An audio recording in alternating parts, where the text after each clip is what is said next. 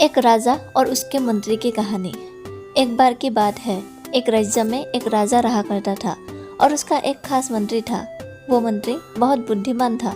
सभी मंत्री उससे जला करते थे और उसकी चुगली भी क्या करते थे, क्योंकि वो राजा का बहुत खास था। एक दिन राजा को मंत्री पर किसी बात पर बहुत गुस्सा आ गया और राजा ने उस मंत्री को फांसी की सजा सुना दी। फांसी की सजा का समय शाम को 6 बजे रखा गया। उस दिन वो मंत्री दरबार नहीं आया था, इसलिए राजा ने अपने सैनिकों से कहा कि तुम मेरा यह संदेश उस मंत्री तक पहुंचा दो। जब उस राजा के सैनिक उस मंत्री के घर गए तो उन्होंने देखा कि वहाँ जश्न चल रहा, क्योंकि उस दिन मंत्री का जन्मदिन था। उसके सारे दोस्त और रिश्तेदार वहाँ आए हुए थे। सैनिकों ने जश्न के बीच में ही ये घोषणा कर दी कि मंत्री को शाम 6 बजे फांसी दे दी जाएगी। सैनिकों की ये बात सुनकर वहाँ सन्नाटा छा गया। सब लोग हैरान हो गए और जश्न बंद हो गया। सैनिकों ने मंत्री के घर को घेर लिए ताकि मंत्री वहाँ से भाग ना सके। सैनिकों के ये बात सुनकर वहाँ दुख का माहौल बन गया। तभी उस मंत्री ने सबसे कहा कि क्या हुआ, तुमने जश्न बंद क्यों कर दिया? अभी समय है मेरी फांसी में।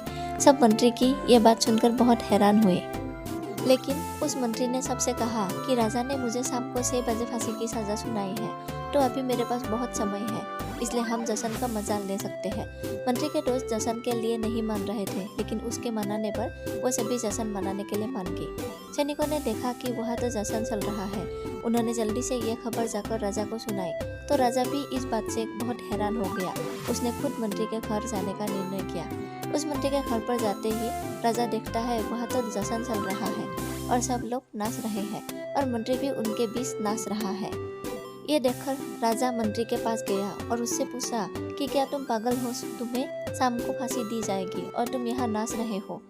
छोटी सीख वाली कहानी। तो वो मंत्री राजा से कहता है कि महाराज, आपने मुझे शाम 6 बजे फांसी सुनाई है, जिसके लिए आपका बहुत शुक्रिया। आपके कारण मैं अपने दोस्तों और परिवार वालों के साथ इतना समय गुजार सका और जश्न मना सका। यदि आप मुझे इतना समय ना देते तो मैं ऐसा नहीं कर पाता। मेरे पास फांसी के लटकने से पहले शाम 6 बजे का समय है और मैं इस कीमती समय को क्यों बर्बाद करूं? मैं इस आखिरी समय को अपने परिवार और दोस्तों के साथ बिता सकता हूँ।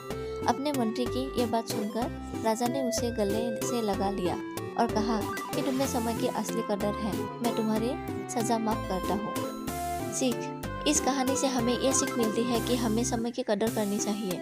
हमें हमेशा लगता है कि हमारे पास बहुत समय है, लेकिन ऐसा नहीं होता। एक बार समय बीत जाने पर वो वापस नहीं आता। हमारी ज़िंदगी में बहुत से मुश्किल समय भी आता है, लेकिन हमें मुश्किलों की परवाह किए बिना उस समय को खुशी के साथ जीना चाहिए। धन्यवाद।